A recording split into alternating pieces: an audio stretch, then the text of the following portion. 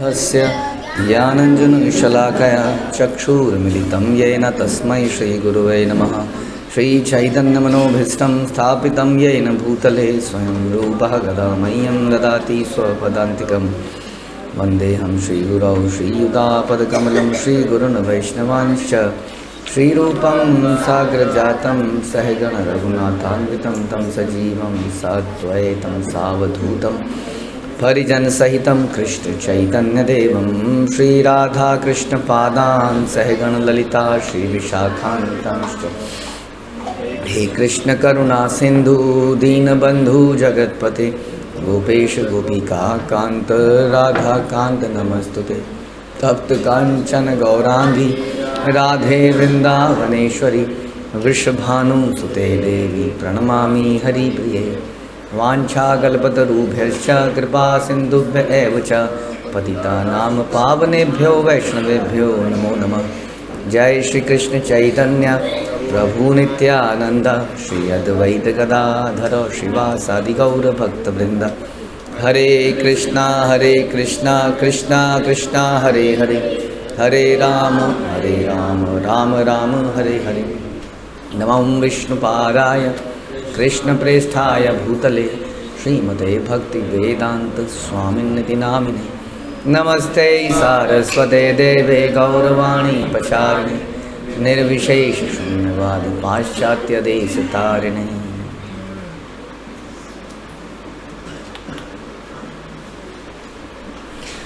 जय जय श्री चैतन्य जयो नित्यानंद जय अद्वैत चंद्र जय गौरभक्त वृंद। जय जय श्री चैतन्य जयो नित्यानंद जय अद्वैत चंद्र जय गौर भक्त वृंद। जय जय श्री चैतन्य जयो नित्यानंद जय अद्वैत चंद्र जय गौर भक्त वृंद। श्री चैतन्य भागवत आदिखंड 16.121। तो हमने सुना कि हरिदास ठाकुर को उन सैनिकों ने खूब मारा, लेकिन उसके बाद भी उन्होंने प्राण नहीं त्यागा क्योंकि भगवान उनकी रक्षा कर रहे थे। और हमने ये भी सुना कि उनको कोई कष्ट भी नहीं हो रहा था। हमने सुना कि ऐसे अहंकार को त्याग देने से कष्ट चले जाते हैं जीवन से, नहीं तो बहुत सारी कॉम्प्लिकेशन रहती हैं रिश्तों में, नातों में, ऑफिस में, स्कूल में, हर जगह, because of just our false ego. और उसके त्यागने से ही आदमी कई सारे कष्टों से मुक्त हो जाता है। तो बहुत बड़ी लर्निंग हमारी होनी चाहिए स्पिरिचुअल प्रैक्टिस जो व्यक्ति कर रहा है कि कैसे अपनी फॉल्स ईगो को त्यागे ताकि वो प्रसन्न चित रह पाए। तो सैनिक लोग घबरा गए कि हमने इसको इतना मारा, ये मरा नहीं, और अगर ये नहीं मरा तो राजा हमें मार देगा या चांद काजी हमें मार देगा। काजी आई डोंट नो, चांद काजी मार देगा। तो आगे चलते हैं। हासिया बलेन हरिदास महाशया आमी जिले तोमस सवार मंद यदि हया तबे आमी मरिये देख विद्यमान एत बलि आविष्ट हैला करी ध्यान। हरिदास ठाकुर मुस्कुराए और बोले, यदि मेरे जीवित रहने से तुम्हें कोई समस्या होती है तो मैं अभी अपना शरीर त्याग देता हूँ। यह कहकर हरिदास कृष्ण के गहरे ध्यान में लीन हो गए। तो कोई पूछ रहा था कुछ दिन पहले कि क्या व्यक्ति मर सकता है क्या पहले, मृत्यु से पहले, है ना, दुर्गेश प्रभु। तो हरिदास ठाकुर ने बोला मैं अपना शरीर त्याग देता हूँ, और भगवान के ध्यान में चले गए। तो इस प्रकार से हरिदास ठाकुर अपना शरीर त्याग सकते हैं, राइट। तभी त्याग सकते हैं जब भगवान की इच्छा हो, तब भी, यदि उसमें भगवान की स्वीकृति हो तभी त्याग सकते हैं। हाँ, सनातन गोस्वामी भी अपना शरीर त्यागना चाहते थे, बट भगवान की स्वीकृति नहीं थी तो नहीं त्याग पाए। उसी तरह से हरिदास ठाकुर यहाँ कह तो रहे हैं, लेकिन वास्तव में आप देखेंगे वो शरीर त्याग नहीं पाएंगे। या ये कहिए कि उन्होंने शरीर त्याग ही दिया क्योंकि टोटली भगवान के ध्यान में चले गए, इसलिए शरीर की आवश्यकताएं उन्होंने समाप्त कर दी, जैसे कि हम लोग तपस्याओं में करते हैं। तो इस प्रकार से हरिदास ठाकुर भगवान के ध्यान में चले गए। सर्वशक्ति समन्वित प्रभु हरिदास हाई लेना अचेष्ट को था हो नहीं श्वास। हरिदास ठाकुर इतना ध्यान में चले गए कि उनकी सांस भी चलनी रुक गई, ध्यान में चले गए। इतने रहस्यमयी शक्तियों से वो संपन्न थे। जैसा हम कहते हैं कि वो ब्रह्मा जी के अवतार थे। तो सांस पे कंट्रोल कर लेते थे योगी लोग अक्सर, और सांस पे कंट्रोल करने से लोगों को ये लगता है कि वो समाप्त हो गए, मर गए, उसके यहाँ पे कुछ हाथ लगाया, कुछ किया, कुछ आ ही नहीं रहा सांस। तो गतिहीन हो गए, उनकी सांस रुक गई। तो ऐसा लोग, ध्यानी लोग भी इस प्रकार से कर लेते हैं। जैसे आपने सुना था ध्रुव महाराज ने सांस लेना बंद कर दिया था, अंत में उनका आखिरी चरण जो था सांस बंद कर दिया, एक पाँव पे वो खड़े थे। तो ऐसा बताएं सांसार में हवा रुक गई उसके बाद। तो इतनी यौगिक शक्तियाँ हो जाती है, सांस भी रोक सकते हो आप अपने, है ना। अगर आपने सांस रोक लो तो पानी में रह सकते हो, कितनी देर भी रह सकते हो। जैसे सौभरी मुनि रुके, तो सौभरी मुनि ने इतने साल तपस्या पानी के अंदर कैसे करी होगी, हाँ, सांस ही नहीं ली उन्होंने। तो ऐसी शक्तियाँ आ सकती हैं भक्ति करके, हाँ, ये सारे प्रोसेस योग करके। तो ये शक्तियाँ बड़ी रहस्यमय शक्तियाँ हैं, और संसार में अभी भी आप देख सकते हो इसको जगह जगह। आप परमाणु बम बना रहे हैं, ये बम बना रहे हैं, बड़े साल लग जाते हैं, फिर भी हमारे हाथ में तो कुछ नहीं है, पता नहीं वो सब इतने सारे लोग मिलते हैं तो कुछ करते हैं। यहाँ पे एक योगी ही बहुत कुछ कर सकता है अपने आप ही, इतना ऐसी शक्तियाँ वो पैदा कर सकता है कि किसी प्रकार के बम में, किसी प्रकार की गर्मी में, सर्दी में। आज भी कितने हिमालय में कितने सारे लोग तपस्या कर रहे हैं। सोचिए, हम लोग यहाँ 3-4 डिग्री में हमारा रहना मुश्किल हो जाता है सर्दियों में, वो लोग पता नहीं -50 -100 कितने में रहते हैं। कैसे रहते होंगे वो, ह्यूमनली हमारा तो खून जम जाता है। अब खिड़की से पानी फेंकते हैं, नीचे पानी गिरता नहीं है, नीचे टुकड़े गिरते हैं, आवाज़ आती है, नीचे गिरने में पानी जम जाता है कई जगहों पे। तो फिर हिमालय के उन बर्फीले पहाड़ों की क्या बात करें जहाँ पर ये योगी लोग रहते हैं। तो इतनी शक्तियाँ पैदा हो सकती हैं यदि हम ब्रह्मचर्य, योग, इसका पालन करें। लेकिन भक्तों को इन शक्तियों की आवश्यकता नहीं पड़ती है, क्योंकि इन शक्तियों से भी आदमी जन्म मृत्यु के परे नहीं जा सकता है। सुनना है, हो सकता है वो उड़ने लग जाए, हो सकता है वो हल्का हो जाए, भारी हो जाए, कुछ भी हो जाए, रंग बदल ले, रूप बदल ले, लेकिन जन्म मृत्यु से नहीं छूट पाएगा, है ना। इंद्रजीत के बारे में सुना आपने, मेघनाथ गायब हो जाता था, आ जाता था, और हवा में उड़ के बाण मारता था। बताइए, सारे हमारे लक्ष्मण ये सब बेचारे ज़मीन पे खड़े होकर बाण मार रहे हैं, वो हवा से बाण मार रहा है लेकिन अंत में मारा गया कि नहीं, कि डाइड। तो इसलिए भक्त लोग क्या करते हैं, भक्त लोग भगवान के धाम में उनकी प्रेममय सेवा करने में उत्सुक रहते हैं, इसलिए वो इधर भी समय वेस्ट नहीं करते। लेकिन वही भगवान भी इन योगियों को शक्ति देता है, तो वही भगवान की शक्तियाँ इन भक्तों की रक्षा भी कर लेती हैं उन यौगिक शक्तियों से। जैसे कि अम्बरीश महाराज पे यौगिक शक्तियाँ नहीं थी, लेकिन सुदर्शन चक्र ने ही उनकी परम योगी से उन्हें बचा लिया, दुर्वासा, वो परम योगी। देखा नहीं आपने, सुना कैसे उड़ के वो वैकुंठ भी गए, सब जगह गए ना, शिव जी के पास गए, इधर गए उधर गए, पूरे यूनिवर्स में घूम लिए। यौगिक शक्तियाँ थी ना, इसका मतलब उनके पास, तभी तो घूमे। लेकिन वो मार नहीं पाया अम्बरीश महाराज को, जो कि एक साधारण राजा था, क्षत्रिय, कर वसूलने वाला, रानियों वाला, सुंदर बेड वगैरह। लेकिन क्योंकि वो भगवान के अनन्य भक्त थे, इसलिए इस प्रकार से भगवान के भक्तों को यौगिक शक्तियों की आवश्यकता डायरेक्टली नहीं पड़ती है, भगवान ही उन शक्तियों को भक्त की सेवा में लगा देते हैं। जैसे कि यहाँ पर हरिदास ठाकुर के बारे में वो सरप्राइज थे कि आज तक कोई 2 मार्केट से ज़्यादा नहीं बचा, ये 22 मार्केटों में कैसे बच गया, और कुछ नहीं हो रहा है इसको, खुश है एकदम, समस्या भी नहीं दिख रही है उसके चेहरे से। तो इस प्रकार भगवान की शक्तियाँ हैं, समझ में आया। केवल साइंस में पावर नहीं है, ये भी पावर है। रोज़ कितने चमत्कार होते हुए देखते हो आप लोग, हाँ, क्या पावर है हमारे साइंस की उस चमत्कारों के सामने। जो प्रकृति में चमत्कार हो रहे हैं वो नहीं कह रहे हम, उसके अलावा कितने चमत्कार होते हैं, हाँ, रीइंकार्नेशन, कितनी कहानियाँ अद्भुत। वो इयान स्टीवनसन की बुक्स देखिए, उसमें कैसी कैसी कहानियाँ लिखी हैं, सुन के हैरानी हो जाती है। उसके अलावा हम लोग आसपास कई सारे उनको देखते हैं, ये कई सारे आजकल फेमस हुए हैं, वो आपकी पर्ची खोल के बता देते हैं आगे क्या होने वाला है, हाँ। उसके बाद में आपने वो सुना था बट भृगु संहिता वगैरह, उसमें वो पढ़ के बता देते हैं कि क्या होने वाला है। कितने चमत्कार, अनलिमिटेड चमत्कार अभी भी दिखते हैं। कई सारे लोग बता देते हैं आपको देख के आपके अंदर क्या रोग है, क्या समस्या है, वो बता देते हैं। कितने चमत्कार, अनलिमिटेड चमत्कार अभी भी हैं, जो कि साइंस के समझ के परे है सच में। अब जैसे वो इसको मानो तो है नहीं, तो वो एक लेडी जिस पे पावर थी, वो पेट की पथरी मुंह से वैसे निकल, बिना ऑपरेशन के निकाल देती है। बताओ कैसे समझें इसको। अब कितना भी डाउट करें, लेकिन जब अल्ट्रासाउंड किया गया तो वो अल्ट्रासाउंड में पथरी थी नहीं उसके बाद। अब ये साइंस कैसे समझे इस चीज़ को, है ना, समझ के परे है। तो ये शक्तियाँ एग्जिस्ट करती है। वही व्यक्ति समझेगा कि जो ये समझेगा कि ये अपने आप नहीं चल रहा है सब कुछ। कोई व्यक्ति है जो शक्तिशाली लोग इस सबको चला रहे हैं, और उन्हीं से अगर बातचीत हो जाए हमारी तो वो सब कुछ एक्सेप्शन कर सकते हैं। जैसे कि आप राष्ट्रपति भवन में घुस नहीं सकते हैं, लेकिन अगर आपकी जान पहचान किसी ऐसे व्यक्ति से हो जाए, वो आपको बिल्कुल बीच में से निकाल के ले जाएगा।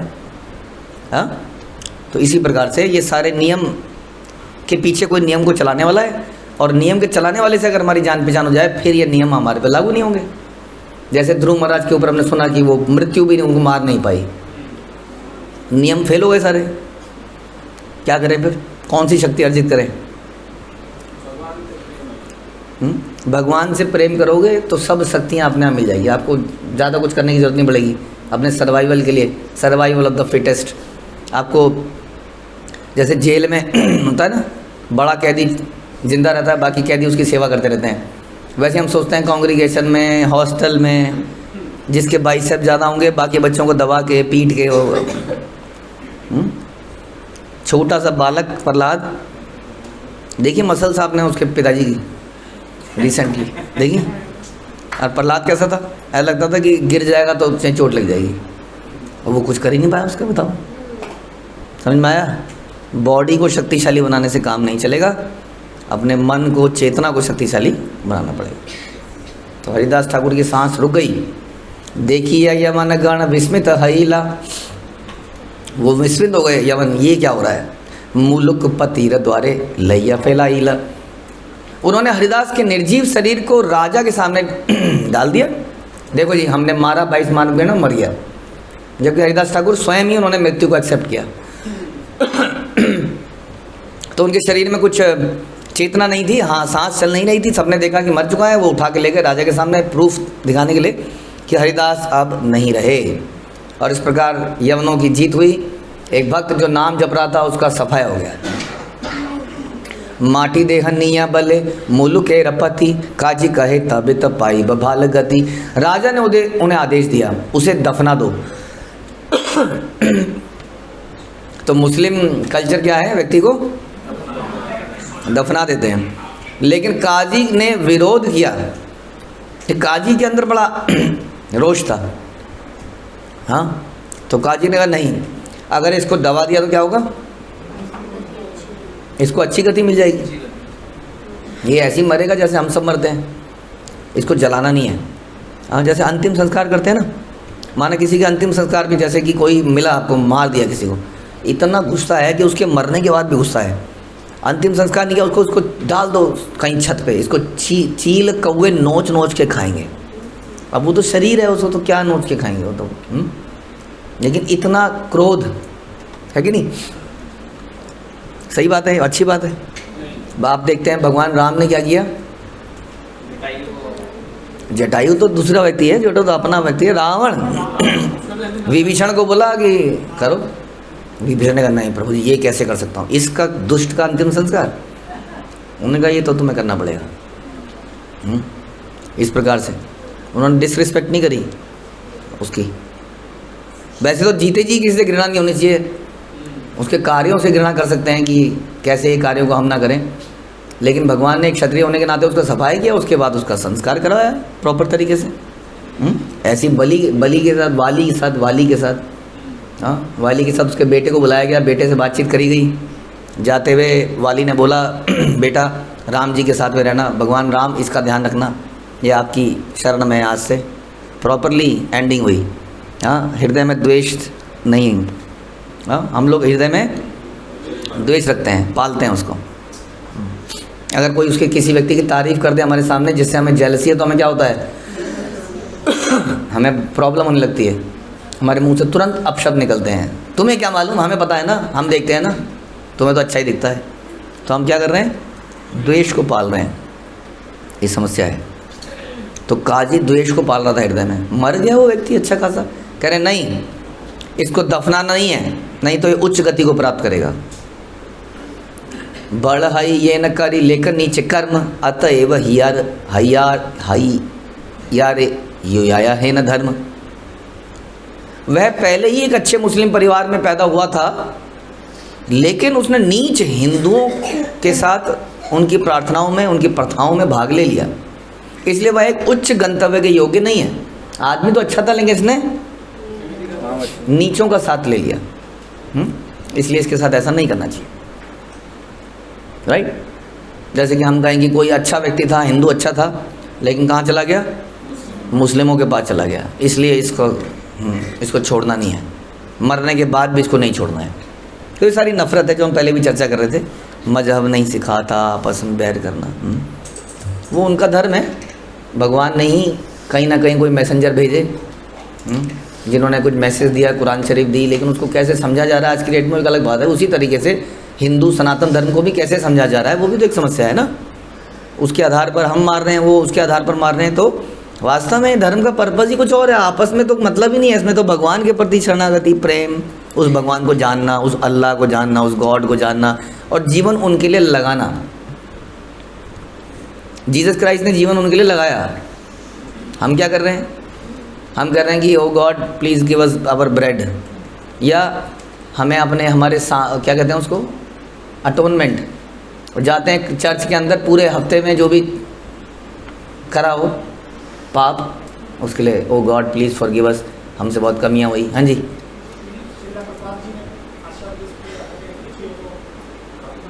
हाँ, सन्यासी समुद्र पार, तो नियम वो तो सर्वधर्मान परित्यज्य। तो इस प्रकार से भगवान के सामने अपने पापों के लिए प्रायश्चित तो करना चाहिए, बट प्रायश्चित का मतलब क्या है कि मैं आगे नहीं करूँगा इसको। ये थोड़ी कि मैं इस हफ्ते फिर करूँगा और अगले हफ्ते के बाद एंड में फिर आपके पास आके आपसे क्षमा मांगूंगा, फिर करूँगा जाके और फिर क्षमा मांगूंगा। This is not the way.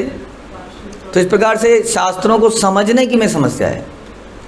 Process तो सही बताया गया है, अटोनमेंट तो करनी चाहिए, बट कोई अगर बोले कि मुझे क्षमा कर दीजिए, इसके अंदर उसमें छुपा हुआ है कि मैं दोबारा नहीं करूँगा। ये बोलने की जरूरत नहीं है मैं दोबारा नहीं करूँगा। हाँ, मुझे क्षमा कर दीजिए मतलब मैं इसको आगे से नहीं करूँगा।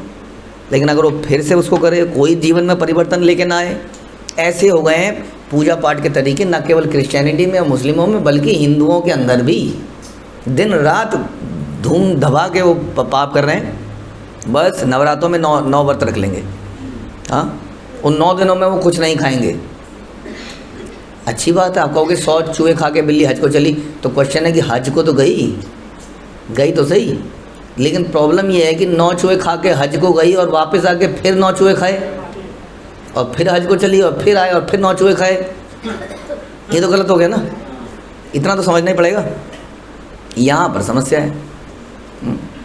तो हमने नवरात्रे रखे, बहुत अच्छी बात है, देवी को रखा, भगवान की देवी है, शक्ति है, लेकिन जैसे ही नवरात्रे गए लोग प्लान बनाते हैं अगले दिन केवल चिकन बनना चाहिए, रोटी भी नहीं बननी चाहिए, चावल भी नहीं बनना चाहिए, केवल चिकन खाऊंगा, हाँ, और ड्रिंक, और कुछ नहीं बना देना घर के अंदर, हाँ, कुछ नहीं। ऐसा हमने सुना है, लोगों से प्लानिंग करते हैं वो, क्योंकि 9 दिन पक जाते हैं, उन्हें लगता है कि बहुत बड़ा हो गया, त्याग हो गया। उसके बाद फिर नवरात्रे आएंगे, हम फिर से नहीं, लहसुन प्याज नहीं, इन 9 दिनों में हम लहसुन प्याज नहीं खाते हैं। इसका मतलब शायद देवी नहीं खाती होगी, देवी को ऑफरिंग होती है। अब देवी का बात क्या है, देवी है हाँ। तो इस प्रकार से समझ में आ रहा है कुछ। तो ये हमारे धर्म हमें नहीं सिखा रहा है। ये धर्म के अंदर जो समस्याएं हैं वो केवल न केवल मुस्लिमों में है, न केवल क्रिश्चियनिटी में है, बल्कि यहाँ पर भी है, क्योंकि लोगों की समस्या है, धर्म की समस्या नहीं है। इसलिए ये कह रहा है कि वो हिंदुओं के साथ उसने एसोसिएशन किया, इसलिए इसके साथ अच्छा सलूक नहीं होना चाहिए। माटी दिले पर लोके हई बेकभाल, गांगे फैला ये न दुख पाए चिरकाल। यदि हम उसे दफनाते हैं तो निश्चित रूप से अगले जीवन में एक बेहतर गंतव्य को प्राप्त करेगा। बेहतर है कि उसे गंगा में फेंक दिया जाए। अब यहाँ तो अंतिम संस्कार के बाद गंगा में ही फेंका जाता है अस्थियों को, लेकिन गंगा में फेंकने का मतलब है बिना संस्कार किए फेंक दो, वहाँ की मछलियाँ उसको नोच नोच के खाएंगी। दर्द होगा कि नहीं? हाँ कह रहे हैं होगा। देखो अरे मृत शरीर को दर्द कैसे होगा भाई? नहीं होगा ना। लेकिन ये उसका इंसल्ट है, एक तरह की इंसल्ट। इसलिए मृत होने के बाद भी ऑल्दो आप कह सकते हो शरीर तो मर गया, प्रभु जी ये सब रिचुअल करने की क्या ज़रूरत है, ये सब नहलाया जा रहा है, सजाया जा रहा है, आप लोग तिलक लगा रहे हो, नाम लिख रहे हो, मर गया ना आदमी तो फिर अरे आदमी तो मर गया, लेकिन आज भी डेट में सारा दुनिया वो ताजमहल में क्या करने के लिए जा रहा है, वहाँ पे एक मकबरे में क्या करने जा रहा है वहाँ, वो maybe some people are saying क्या बनाया अपनी पत्नी के लिए, लोग तो कह रहे हैं ये मकबरा था ही नहीं, कुछ और था, कोई मंदिर था उसको कन्वर्ट कर दिया, जो भी था। आप किसी के रिमेम्बरेंस के लिए कोई मेमोरियल खोलते हैं, मेमोरियल, हाँ गांधी मेमोरियल, ऐसे प्रभुपाद मेमोरियल बन रहा है, बना भी है कई जगह और भी बन रहा है, तो इट्स अ रिस्पेक्ट कि वो चले तो गए, क्योंकि कोई व्यक्ति जाता नहीं है, हमेशा संसार में रहता ही है, और भगवान तो उसको देखते ही हैं। हम लोग अपने घर के अंदर अपने पिताजी की फ़ोटो टांग देते हैं, क्यों टांग देते हैं जी, आदमी तो मर गया, अब क्या करेगा, फ़ोटो क्या कर लेगी फ़ोटो, इट्स मेमोरियल, याद के लिए, चेतना, उनकी शिक्षाएं याद रखने के लिए। हाँ, इस प्रकार से हम लोग जो अंतिम संस्कार भी करते हैं उसमें इसी प्रकार से करते हैं, उसको रिस्पेक्ट देते हैं कम्प्लीटली। ये नहीं सोचता कि तो शरीर चला गया, अब क्या करना है, अब क्या इतना ये सब पूजा पाठ ये वो। तो लेकिन उन्होंने कहा इसके साथ कोई संस्कार ना किया जाए, इसको फेंक दिया जाए गंगा में बस। काजीर वचन सब धरी या यवन गांगे फैला ईते सबे तोले की यता ने।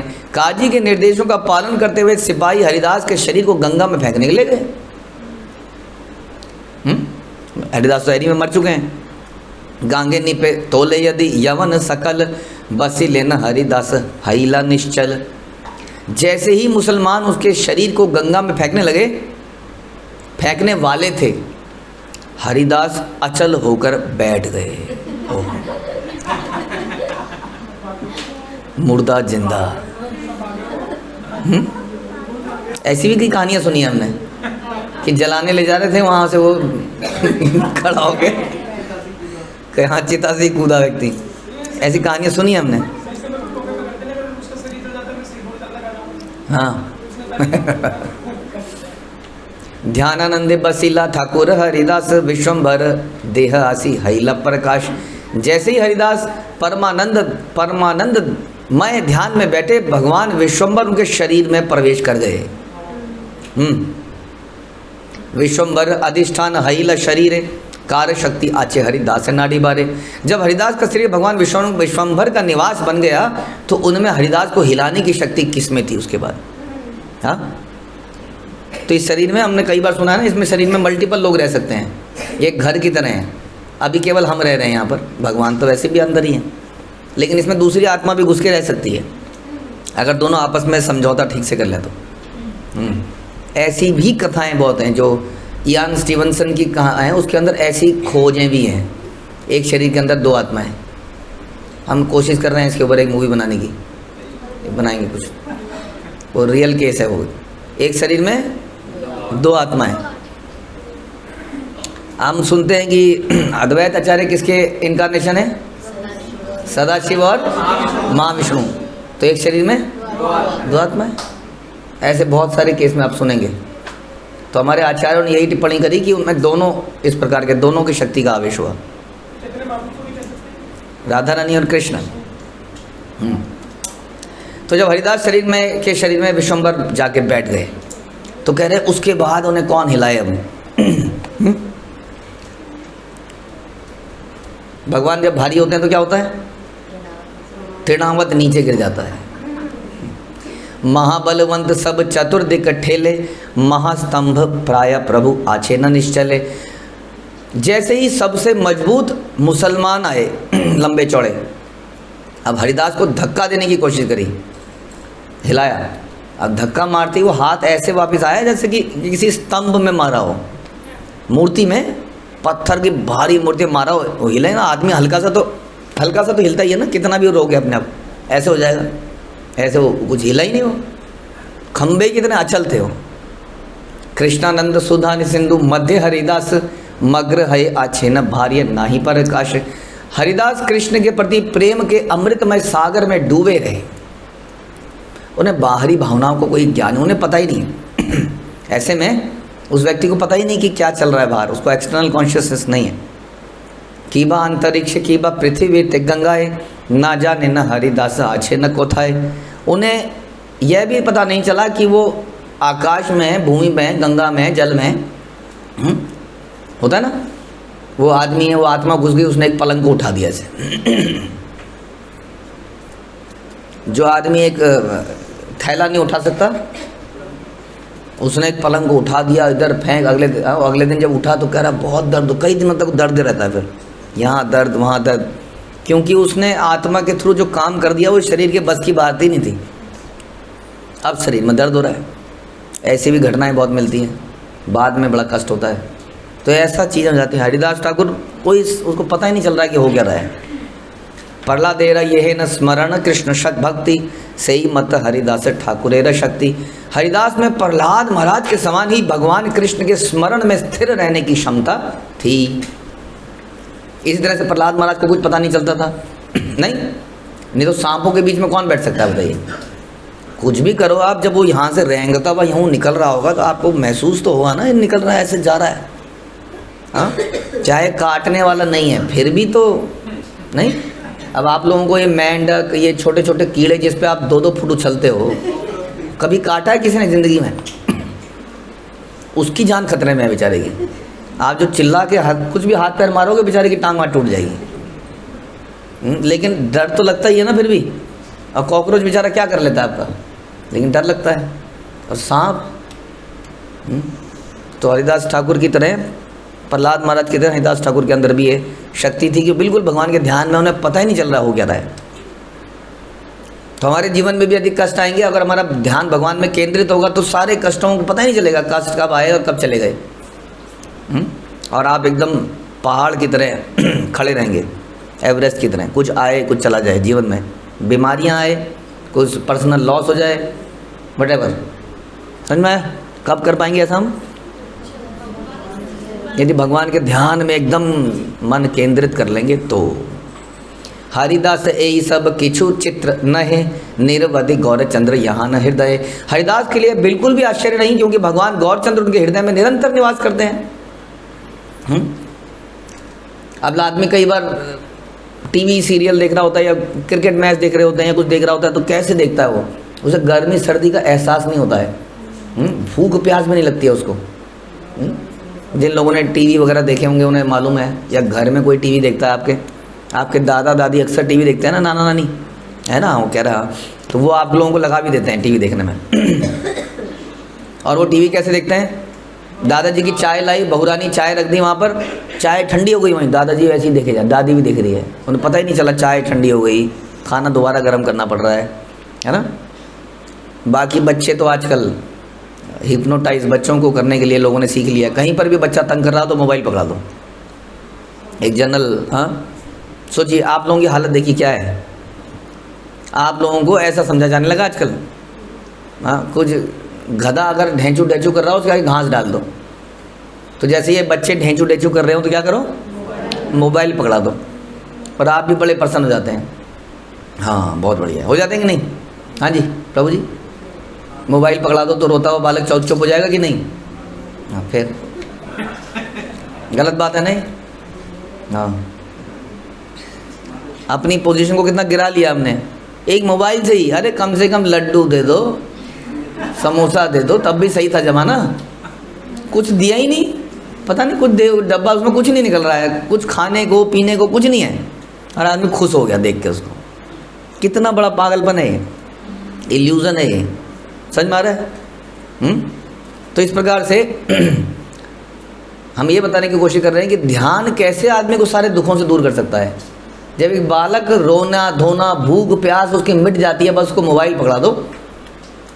तो जब एक कृत्रिम चीज़ ऐसा कर सकती है, तो भगवान का ध्यान जिसको होगा उसको कैसे पता चलेगा कि कुछ हो रहा है? हाँ, जो सर्वाकर्षक है, ये मोबाइल तो नहीं है ना सर्वाकर्षक। हाँ, भगवान का कॉम्पिटिटर है, किसी तरह से नहीं है। तो इसलिए सोचिए ज़रा कि जिसको भगवान का ध्यान हो जाएगा वो कैसे किसी चीज़ में उसका ध्यान उसके बाद जाएगा, कैसे उसको कोई दुख महसूस होगा। यही प्रॉब्लम है, हमारे सामने खजाना पड़ा है लेकिन हम मोबाइल की तरफ ही जा रहे हैं। हमारा अट्रैक्शन इसी में रह गया है। भगवान बहुत आकर्षक हैं।